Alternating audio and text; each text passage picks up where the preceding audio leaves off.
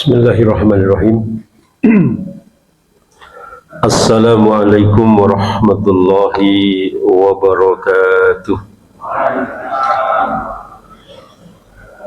Alhamdulillahi rabbil alamin, alladzi arsala rasulahu bil huda wa dinil haqq liyudhhirahu 'alad dini kullihi wa kafa billahi shahida. Nashhadu an la ilaha illallah wahdahu la syarikalah wa nashhadu anna Muhammadan abduhu wa rasuluh alladzi la nabiyya wa la rasula ba'dah. Allahumma salli wa sallim wa barik ala nabiyyina wa rasulina Muhammadin wa ala alihi wa ashabihi wa man tabi'a hudahu ila yaumiddin. Qala Allahu ta'ala wa tabaraka fi kitabihil karim ba'da na'udzu billahi minas syaitonir rajim. Ya ayyuhalladzina amanu taqullaha haqqa tuqatih wa la tamutunna illa wa antum muslimun. Wa qala ya ayyuhalladzina amanu taqullaha wa qulu qawlan sadida yuslih lakum a'malakum wa yaghfir lakum dzunubakum wa may yuti'illaha wa rasulahu faqad faza fawzan 'azima. Allahumma arhamna bil Qur'an. Ma'asyiral muslimin wal muslimat, ibu-ibu, bapak-bapak, dan segenap jamaah yang insya Allah dirahmati dan dimuliakan oleh Allah Ta'ala yang kami hormati. Sebelum kita lanjutkan kajian dan pertemuan pada kesempatan yang mulia ini, mari kita awali terlebih dahulu dengan membaca basmalah. Bismillahirrahmanirrahim. Alhamdulillah, summa alhamdulillahi rabbil alamin. Bersyukur kita kepada Allah di akhir bulan Syawal, ya. Setelah Ramadan kita baru ketemu. Ramadan kita tidak sempat ketemu, Pak, ya. Di akhir bulan Syawal ini Allah kembali pertemukan kita di majelis atau di forum yang semoga diberkahi dan dimuliakan oleh Allah. Bersyukur tentunya kita masih bisa bertemu dan bisa bersua di dalam suasana bersama-sama ingin mewujudkan diri sebagai pribadi yang lebih baik pasca Ramadan, menjadi pribadi yang lebih istiqomah pasca Ramadan. Karena memang fakta di lapangan menunjukkan bahwa pasca Ramadan itu rata-rata saudara kita, umat kita, kaum muslimin ini memang banyak yang mengalami banyak yang mengalami kondisi penurunan stamina, penurunan iman, penurunan amal di berbagai aspek. Ya.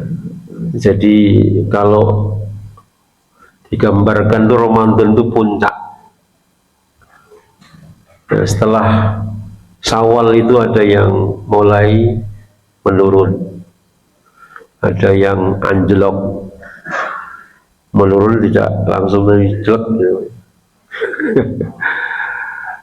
Ada yang mengistilahkan bukan sekedar anjlok tapi terjun, push.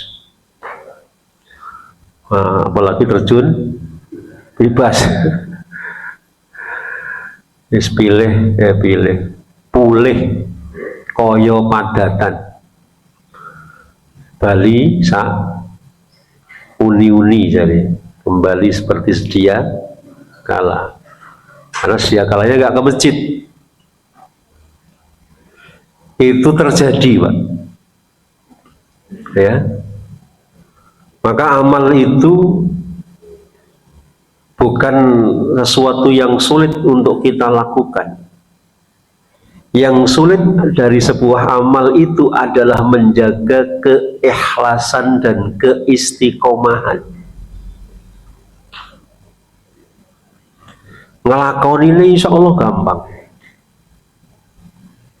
ya. Saat milihake jamaah ini saya yakin itu pasti pernah tahajud, pasti. Orang ngandel lah, urung tahajud barangnya. Nah, tetapi istiqomah senantiasa wa minal laili fatahajjad bihi itu mungkin agak sulit. Kalau enggak ya kita cek lah. Ini tanggal 20 berapa?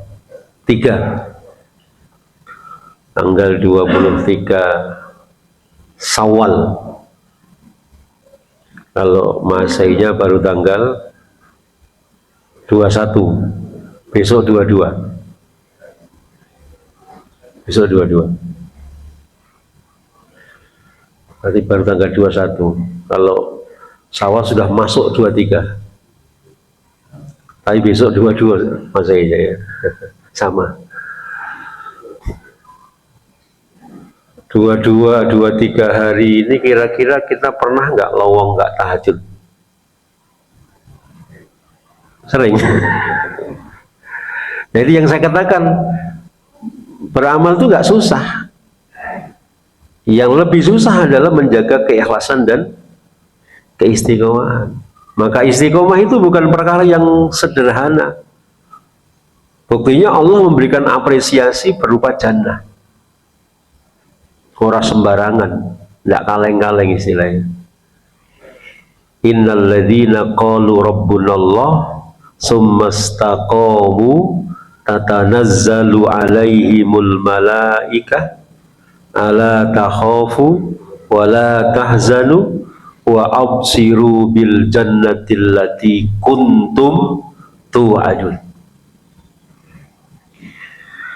Jadi orang yang istiqomah dengan keimanannya, istiqomah dengan dalam ketaatannya, istiqomah dengan kebaikannya, itu adalah orang-orang yang dijamin oleh Allah Ta'ala jannah.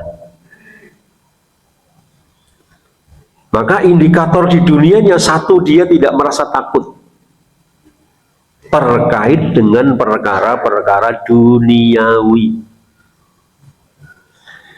Enggak pernah khawatir terkait dengan urusan-urusan duniawi. Ya. Innal ladzina qalu rabbunallah tsumma istaqamu tatanazzalu alaihimul malaikah ala takhafu wa la tahzanu. Kemudian dia dibisiki oleh malaikat di dalam hatinya bahwa insya Allah dia akan diberikan jannahnya Allah. Itulah balasan orang yang istiqomah. Sering saya ingatkan mungkin ya, kalau kiai saya dulu itu memberikan ta'rif atau definisi istiqomah dalam versi Jawa itu dengan istilah atau mustalahat jejeg tur ajeg. Itu istiqomah. Jejak yang mengisyaratkan kita berdiri tegak di atas prinsip-prinsip Quran dan Sunnah. Ajeg artinya menunjukkan bahwa kita senantiasa menjaga kontinu dalam beramal. Ya. Sebab kalau kontinu dalam beramal tetapi tidak sesuai dengan prinsip Quran dan Sunnah, itu sebenarnya tidak masuk kategori istiqomah. Karena istiqomah pengertiannya jejak, bukan sekedar ajeg. Jejak lan ajeg, jejak tur ajeg. Nah, faktanya sulit. Faktanya kita melihat fenomena tidak semudah kita berbicara. Faktanya banyak saudara-saudara kita yang tidak bisa istiqomah pasca Ramadan. Masjid kembali sepi, Quran kembali tidak bergema, sedekah kembali agak sepi, orang beramal menjadi agak malas-malasan, ya, sholat subuh ya yang biasa-biasa saja, baca Quran dan seterusnya. Itu kita rasakan. Bahkan bukan sekedar membaca merasakan orang lain, mohon maaf, diri kita sendiri pun kalau sempat mengalami penurunan. Saya dan jenengan, mohon maaf kalau yang tidak mengalami penurunan berarti di atas rata-rata. Ya, rata-rata. Termasuk orang istimewa. Saya ukurannya bukan saya, ukurannya ya yang baik. Saya sendiri merasa ada penurunan. Baca Qurannya ya penurunan. Kemarin sehari bisa 3 juz, bisa 4 juz, bisa 5 juz. Sekarang istiqomah 1 juz saja kadang-kadang luput. Betul nggak, Pak? Sekedar konfirmasi, bukan untuk memberi hadiah. Itu yang mohon maaf kelas para aktivis kajian, Pak. Maka bagaimana halnya dengan kaum muslimin secara umum yang kemudian mereka tidak berada dalam circle orang-orang yang ngaji, tidak berada di bi'ah orang-orang yang istiqomah juga, tidak berada di lingkungan, di milieu, di habitat orang-orang yang sidik dan seterusnya. Ya. Kita akan melihat fakta-fakta yang sangat mengejutkan pasca Ramadan. Seakan-akan Ramadan itu sudah tidak ada lagi pengaruhnya. Nah, ini penting kita sadari Bapak-Bapak sekalian, sebab kadangkala itu terjadi karena memang kurang adanya kesadaran. Termasuk kita, bagaimana kita membangun kesadaran diri untuk tetap menjaga diri kita berada di dalam summastaqomu, keistiqomahan dalam amal. Amantu billah summastaqim. Berimanlah kamu kepada Allah, kemudian istiqomahlah. Ya, istiqomah itu berat. Kalau sebaik-baik manusia, kalau sebaik-baik orang di antara kita, kalau sebaik-baik hamba Allah saja masih berdoa kepadanya, kepada Allah Ta'ala, ya muqallibal qulub, wahai zat yang membolak-balik hati. Karena dinamakan hati innama sumiyal qalb, karena dikatakan hati itu karena dia mudah membalik. Seperti kata Rasulullah, air yang mendidih. Mendidih itu kan ke atas, terus ke atas lagi, terus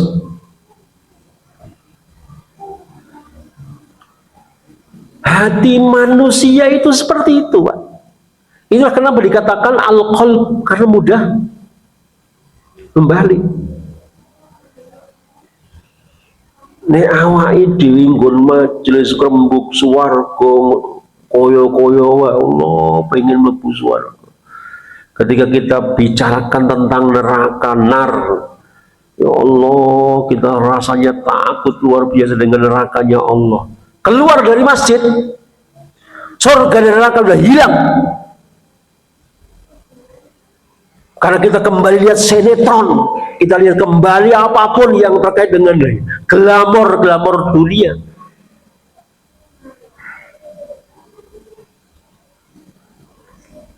Bahkan kita melangkah keluar dari masjid, tadi tidak sempat berdoa kepada Allah Ta'ala agar dilindungi oleh Allah Ta'ala. Setan sudah menghadang kita. Setan sudah langsung menyelinap dalam benak otak dan hati kita, membisikkan perkara-perkara dunia, membisikkan perkara-perkara yang melalaikan kita dari Allah, dari akhirat.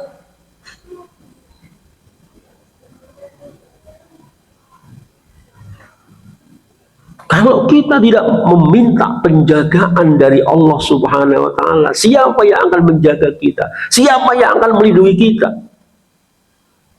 Pemilik hati itu Allah. Maka Rasulullah ajarkan kepada kita, ya muqallibal qulub, wahai zat yang membolak-balik hati, sabbit qalbi, ya Rabb, ya Allah, teguhkanlah hatiku ala ta'atik, agar senantiasa mentaatimu, ala dirik, agar selalu dan senantiasa melaksanakan ajaran agamamu. Itu Nabi kita, itu Rasul kita, berdoa kepada Allah agar Allah meneguhkan hatinya dalam ketaatan, agar Allah meneguhkan hatinya dalam melaksanakan perintah-perintah agama. Bagaimana ketika seseorang tidak berdoa kepada Allah? Sangat mungkin dia akan berbalik arah, berbalik orientasi. Maka menjaga keistiqomahan itu kita harus upayakan yang pertama dengan senantiasa bermohon, berdoa kepada Allah. Ya. Setiap ba'da sholat kita diajari doa oleh Rasulullah. Rasulullah selalu melantunkan doa kepada Allah agar ditolong, agar dibantu, agar dijaga oleh Allah. Allahumma a'inni ala zikrika wa syukrika wa husni ibadatik. Ya Allah, tolonglah diriku agar senantiasa ingat kepadamu, berzikir kepadamu. Ya Allah, tolonglah, jagalah, bantulah agar diriku senantiasa bersyukur kepadamu, berterima kasih kepada Engkau ya Allah. Dan tolonglah kami, jagalah kami agar kami bisa senantiasa melaksanakan ibadah terbaik, melaksanakan dan menjalankan ibadah yang paling baik, menjadi hamba yang paling baik di hadapanmu. Itu Nabi, Pak. Jadi kalau kita rasanya lebih butuh doa itu apa tidak? Ya mestinya kita lebih butuh doa itu. Ya. Allah juga mengajarkan banyak doa di dalam Al-Quran yang terkait dengan hati kita. Ya. Rabbana la tuzigh qulubana ba'da idh hadaitana wa hab lana min ladunka rahmah innaka antal wahhab.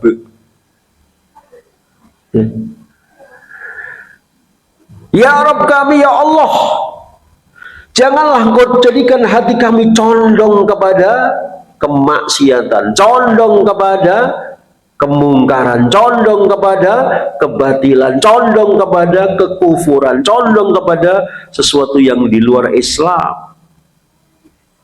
Karena begitu mudahnya hati tadi berbalik. Ya.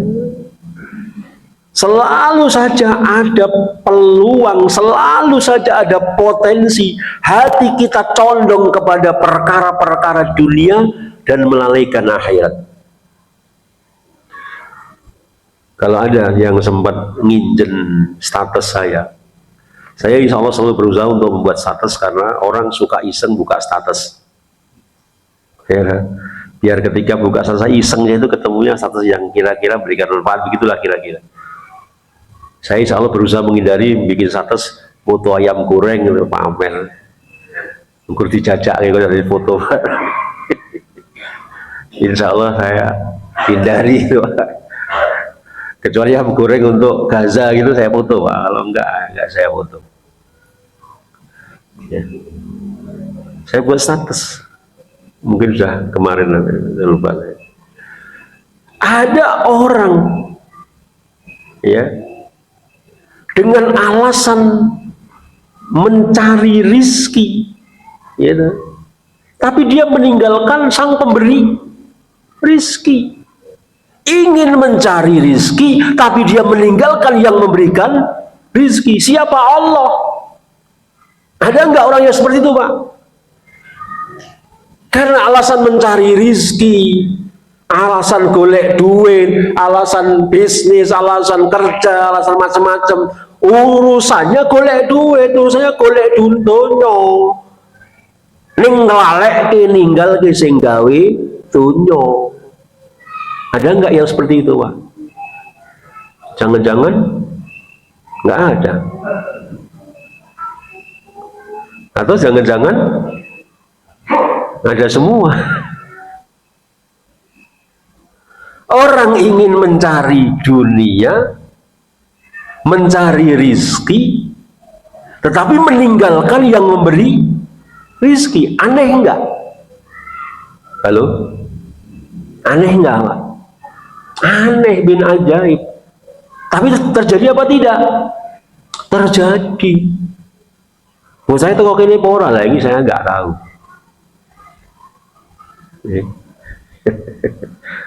Para bocah kok tadi sepuh. Tapi antri rawuh mboten. Ya. Coba. Betapa banyak saudara-saudara kita kaum muslimin dengan alasan kerja, dengan alasan kantor, dengan alasan profesi, dengan alasan segudang pekerjaan, mereka ingin cari rezeki Allah Ta'ala, tapi mereka meninggalkan Allah. Hayya 'alas salah. Mereka tidak datang itu panggilan. Ya. Ini, Pak. Itulah perlunya kita berdoa kepada Allah agar hati kita tidak dipalingkan, dicondongkan kepada sesuatu yang dimurkai oleh Allah, condong kepada dunia meninggalkan akhirat, condong kepada dosa maksiat meninggalkan ketaatan. Berdoalah kepada Allah sebagaimana ajarkan doa itu kepada kita. Allahumma arinal haqqa haqqan warzuqna tiba'ah wa arinal batila batilan warzuqna tinabah. Allahumma arinal haqqa haqqan. Ya Allah, tunjukkanlah yang hak itu sebagai sesuatu yang hak, warzuqna tiba'ah, dan karuniakanlah, rizkikanlah kepada kami agar kami bisa mengikuti, bisa melakukan, melaksanakan, menjalankan yang hak yang kau tunjukkan kepada kami. Wa arinal batila batilan, tunjukkanlah yang batil sebagai kebatilan di mata kami, di hati kami. Warzuqna tinabah, dan rizkikan kepada kami, karuniakan kepada kami agar kami bisa meninggalkan kebatilan-kebatilan yang engkau tunjukkan di mata kami, di hati kami. Doa itu harus kita lakukan, Pak. agar kita mengikuti yang hak dan bisa meninggalkan yang batil. Ya. Kita hidup di negara yang seperti sekarang ini, tidak tahu yang benar siapa, yang salah siapa. Yang satu ngomong begini, yang satu ngomong begini, yang satu begini, yang satu begitu. Kita jadi seakan-akan bingung. Tapi kalau kita mau kembali kepada petunjuk Allah Ta'ala, nggak ada yang perlu bingung. Berdoa kepada Allah agar Allah tunjukkan yang hak itu hak. Berdoa kepada Allah agar yang batil itu tunjukkan kepada kita, kepada umat, kepada bangsa dan negara ini. Yang batil adalah batil. Semua umat Islam wajib berdoa kepada Allah Ta'ala. Mohon maaf Pak ya, kian kerungu.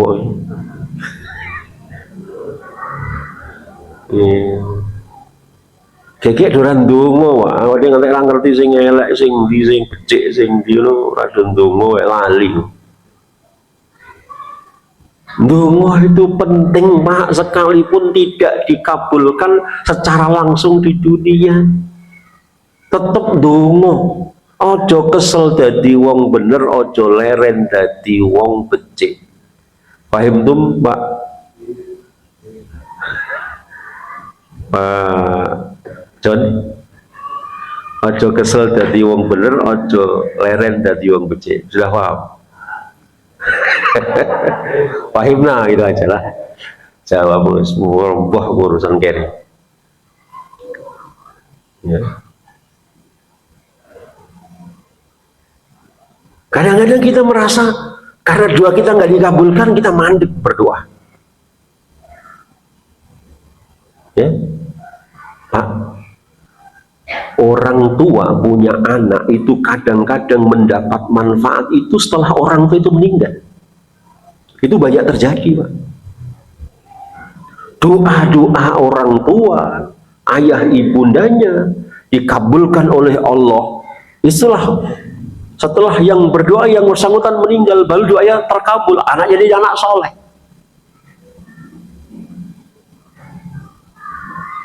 Yakinlah Pak, jangan pernah berhenti berdoa, apalagi untuk anak istri kita, untuk keluarga kita. Ya. Rabbi ja'alni muqimas sholati wa min dzurriyyati rabbana wa taqabbal du'a. Jangan pernah berhenti berdoa kepada Allah Ta'ala. Rabbi habli minas sholihin. Janganlah berhenti berdoa kepada Allah Ta'ala untuk kebaikan anak-anak kita.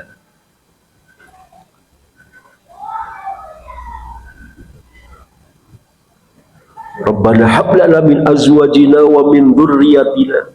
Terus berdoa kepada Allah. Ya.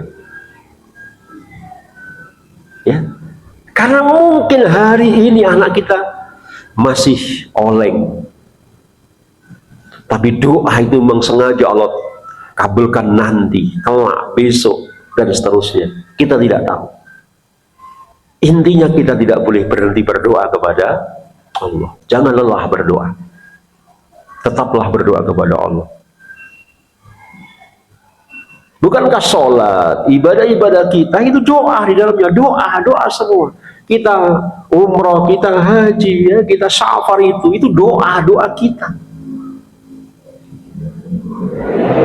Doa itu adalah intinya ibadah. Doa itu intinya ibadah. Ibadah itu intinya kita memohon kepada Allah. Kalau nabi-nabi kita, rasul-rasul kita nggak pernah berhenti berdoa, bagaimana dengan kita yang kemudian berdoa kadang-kadang nggak sempat? Jeleh, dungo kok jeleh. Yang dijalui orang, Allah itu tidak pernah bosan mendengar permintaan kita, Pak. Bahkan saya pernah membaca sebuah riwayat, kalau ada orang yang doanya itu khusyuk, doanya ikhlas, doanya itu dari hati, doanya itu betul-betul dengan segenap hati dan jiwanya, Allah sengaja tidak mengabulkan saat itu. Malaikat jangan kabulkan dulu. Kenapa? Allah begitu bangga, Allah begitu senang dengan lantunan doa orang yang sampai bersimpuh menangis di hadapan Allah. Allah semakin bangga kepada orang itu. Maka Allah stop malaikat, jangan kasihkan dulu. Nanti. Apa dia? Nanti tunggu perintahku. Karena Allah senang dengan doa orang itu. Masya Allah. Ya. Maka ada jaminan kalau orang itu berdoa, ada 3 jaminan. Dikabulkan di dunia sebagian, 2, menjadi sebab terhindarnya diri kita dari musibah besar dunia akhirat. Yang ketiga, doa itu seluruhnya akan dibayar, ya, dibayar lunas oleh Allah tanpa ada satupun doa kita yang tidak dibayar oleh Allah Ta'ala ketika doa kita ikhlas, ya, di akhirat kelak. Ya, Anda jangan bilang saya maunya sekarang Ustaz. Dosa karepe sing itu ondekte. Ya enggak? Wong sing arenge ijek somben kok sampean nek gelem saya kira gelem ya wis ora kei sampean. Anggere ngantek ngomong nek gelem ae ya saiki ra kei ya wis ra kei wis ora kei semua rasan ndonga nek ngono. Ya sering itu ya ndonga ngatur-ngatur. Orang berdoa itu nggak boleh mengatur yang dimintai. Ada nggak? Anda buat proposal kepada pemerintah, ngajukan permohonan untuk kampung, untuk RT, untuk kelurahan, ngatur institusi sana, kementerian apa kalau diatur. Oh ya kalau ngasih sekian Pak, hari ini dan sebagainya, kalau enggak usah dikasih. Ya kayak wae ngopo antri oke. Wilayah yang dewa dari Bedoro Kolo apa Bedoro apa ora iso metu kok. Gambarannya seperti itu. Oke, yang pertama itu Pak, berdoa. Doa itu penting. Kita butuh Allah, ya. Kita butuh berdoa. Ya, orang yang tidak mau berdoa justru dianggap oleh Allah sebagai orang sombong. Emangnya kita ini bisa apa kok nggak pernah mau berdoa? Emangnya kita nggak punya butuh kepada Allah kok nggak pernah berdoa? Allah itu tidak pernah bosan mendengar permintaan hambanya. Yang pertama ini Pak, agar tetap istiqomah. Yang kedua, saya intu ya nanti Pak. Istiqomah itu tidak dengan serta merta. Orang istiqomah itu selain berdoa dia juga butuh namanya komunitas, butuh namanya serawung, bebrayan, butuh namanya circle, ya, butuh namanya habitat, butuh namanya kelompok, apalah namanya, komunitas, bi'ah, milieu, lingkungan, dan sekaligus teman. Kita butuh teman, kita butuh komunitas, kita butuh teman, kita butuh lingkungan. Yang itu akan sangat menentukan siapa diri kita, menjadi seperti apa diri kita, ya, dan bagaimana diri kita itu sungguhnya terbentuk dengan siapa dan apa komunitas yang kita ada di dalamnya. Yakin nggak Pak? Yakin nggak?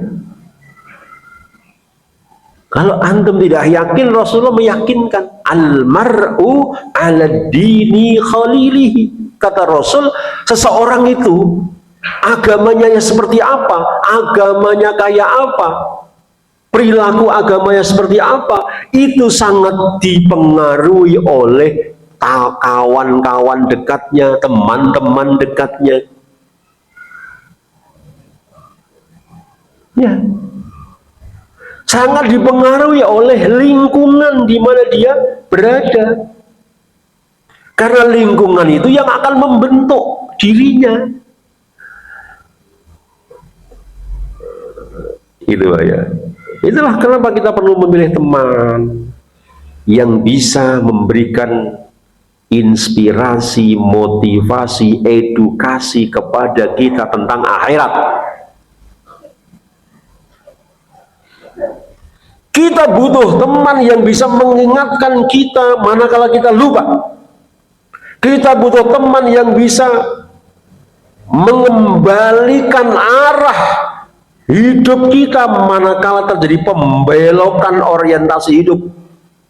Dinger nih, melenceng, tendang, cek, loro ya seped, balik yang bener. Kadang-kadang disindir ya orang mau pojok blok. Terus kok, apa? Ini rokok, oh iya, wah planeh blok, sadar, tembung maksudnya Pak, ya. Itu pentingnya teman, pentingnya milieu bi'ah yang solihah, ya Pak. Kita butuh teman yang bisa menasihati kita manakala kita lupa. Kita butuh teman yang bisa mengembalikan orientasi hidup kita manakala orientasi hidup kita terlalu menjurus kepada dunia dan materi. Kembalikan. Kita butuh teman yang bisa menguatkan ibadah kita, menguatkan komitmen kita. Kita butuh, Pak. Ya. Oke lah, misalnya kita merasa sudah kuat, tapi kita juga butuh berdakwah karena ini perintah agama. Berteman dengan target orang ini saya dekati, saya harus bisa menjadikan dia sebab menjadi asbab dia melaksanakan perintah-perintah Allah, melaksanakan sholat, melaksanakan ibadah, bla bla bla dan sebagainya. Jadi pastikan kalau kita bergaul sawung itu, kita bisa mendapat kebaikan, atau kalau tidak bisa berarti kita harus bisa memberikan kebaikan kepada orang yang serawung dengan kita.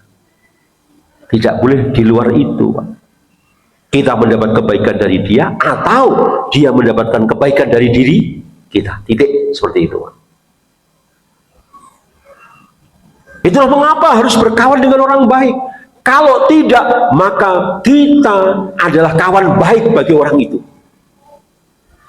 Ya, kita harus berkawan dengan orang baik, atau kita adalah kawan baik bagi orang yang kurang baik. Ya.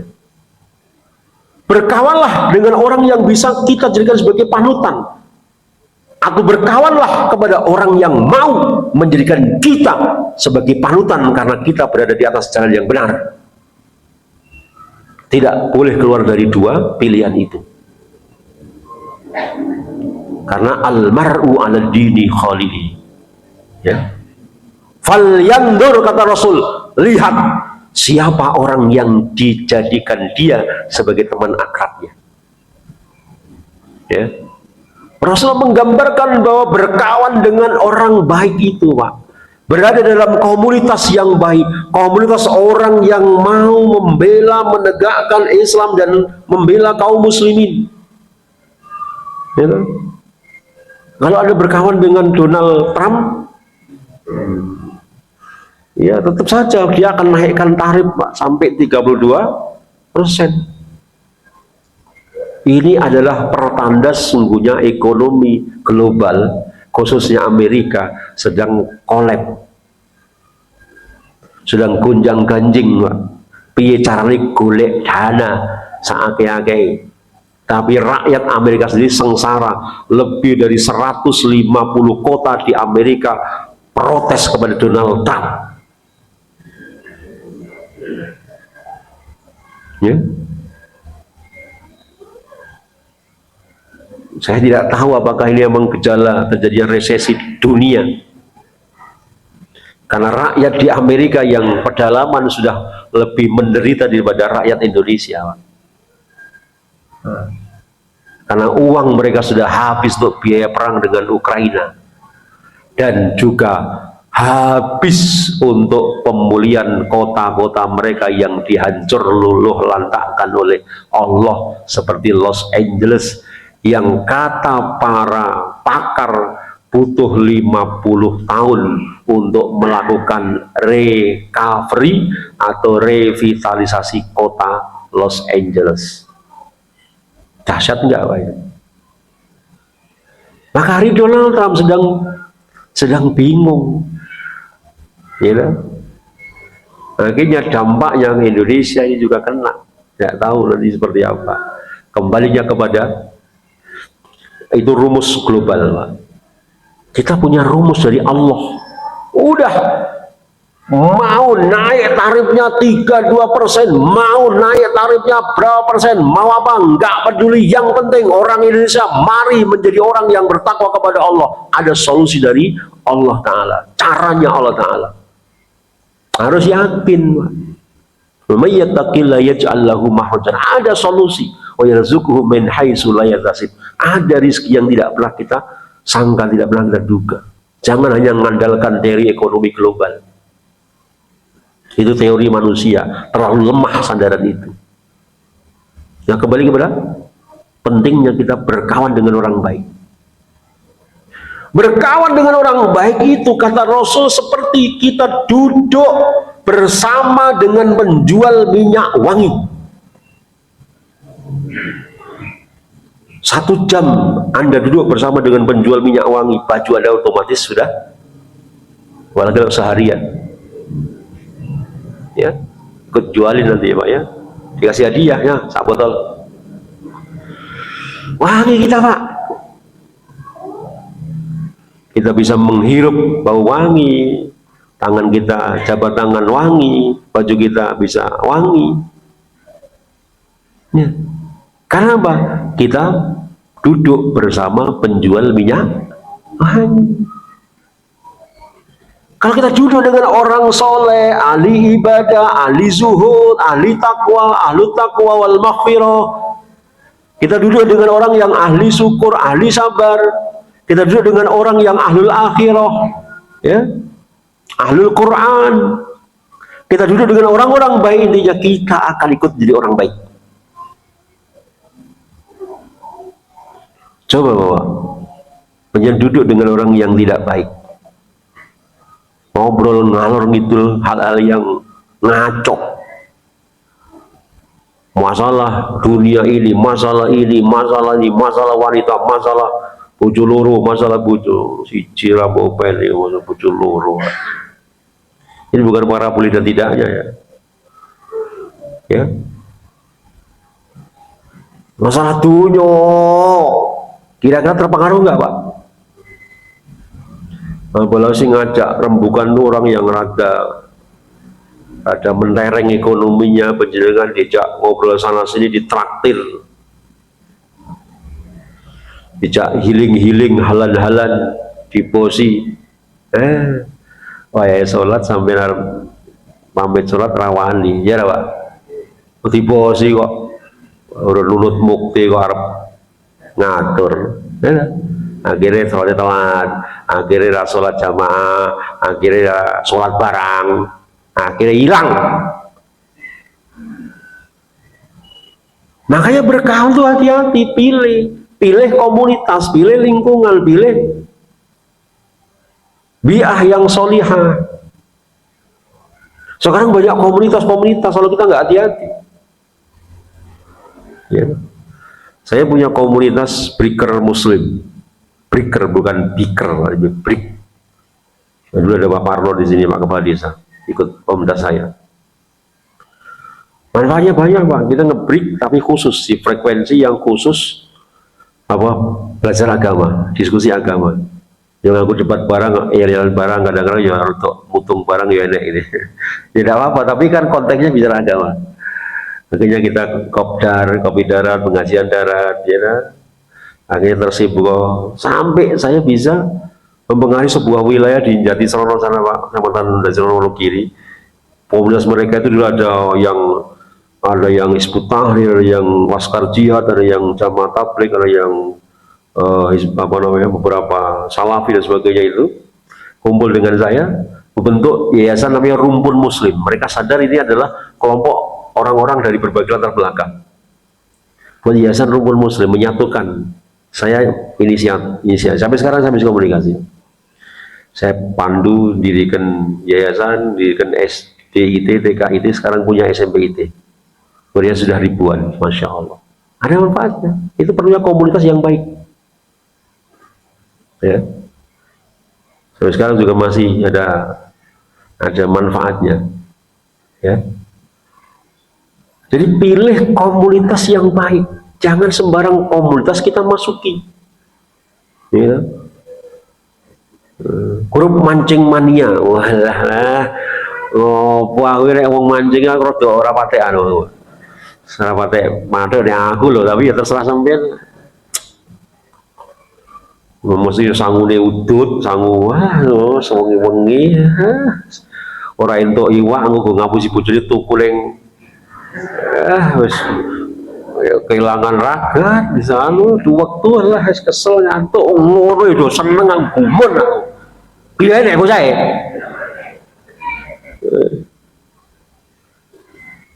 pilih komunitas yang baik. Ya saya tidak bicara hal haramnya Pak, kira-kira itu manfaatnya untuk keluarga apa, untuk diri apa, untuk agama apa, untuk masyarakat bangsa negara apa gitu loh. Kalaupun tidak merugikan orang, ini merugikan diri sendiri, merugikan keluarga. Wah, ini mangkat mancing yang sebelum maghrib ada subuh, bar subuh lagi mulai. Ampun yang ngomong ngeloli bojone. Oh, ya Pak Son. Ngeloli bojone tahu nggak Pak? Wah, cokot lemot sewengi-wengi ngaku mawa kok ya Allah ya Rob. Menurut saya kayak gitu sudah kebablasan Pak. Wong Islam masalah itu sudah masuk Isya. Oke, ya sampun. Kita lanjut. Insya Allah bulan Dzulqa'dah, kalau masih diberi panjang umur, semoga masih diberi panjang umur insya Allah semuanya. Semoga ibu bapak sekalian yang rawuh di majelis ini tansah pinaringan sehat walafiat dari Allah Subhanahu wa taala. Kita akhiri subhanakallahumma bihamdika nasyhadu an la ilaha illa anta astaghfiruka wa atubu ilaik walhamdulillahirabbil alamin. Assalamualaikum warahmatullahi wabarakatuh.